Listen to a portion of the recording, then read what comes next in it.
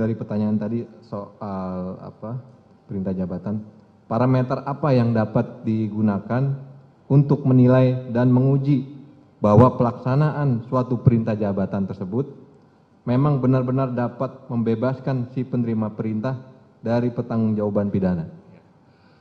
Mohon izin majelis, memang benar secara objektif perlu saya sampaikan, tidak semua perintah jabatan itu bisa membebaskan si penerima perintah ini dari pertanggungjawaban pidananya. Akan tetapi paling tidak ada dua asas yang bisa kita gunakan secara objektif atau menjadi parameter untuk menguji keabsahan dari perintah jabatan atau amdal bevel tersebut. Yang pertama adalah asas proporsionalitas.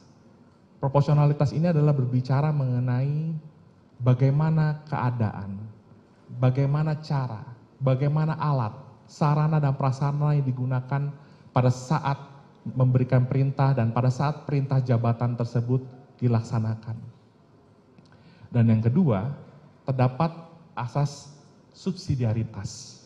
Tadi saya sudah katakan bahwa ketika seorang menerima perintah jabatan dari seorang yang memiliki otoritas, sesungguhnya penerima perintah ini menghadapi konflik, ya, konflik antara dua kewajiban hukum.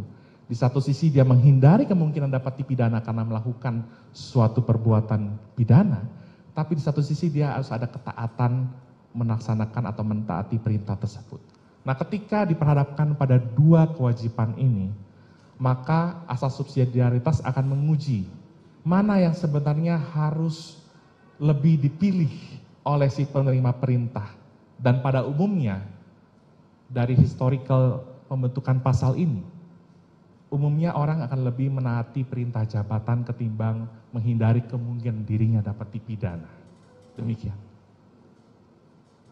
Apabila seseorang penerima suatu perintah jabatan dari penguasa atau pejabat berwenang untuk melakukan suatu perbuatan yang melawan hukum, misalnya tindak pidana pembunuhan, apakah ia si penerima perintah dapat berlindung dan dengan menggunakan alasan adanya perintah jabatan sebagaimana dimaksud pasal 51 ayat 1 KUHP yang saudara ahli tadi? Iya. Jadi sebenarnya pembentuk undang-undang ketika merumuskan perbuatan yang dilaksanakan karena perintah jabatan sama sekali tidak membatasi perbuatan pidana apa saja yang diatur dalam pasal 51 ini, karena ini memang adalah ketentuan yang bersifat umum ini, pasal 51 ini. Jadi memang pada prinsipnya hakikatnya orang itu tidak boleh membunuh, orang itu tidak boleh merusak barang milik orang lain, atau tidak boleh mengambil milik orang lain.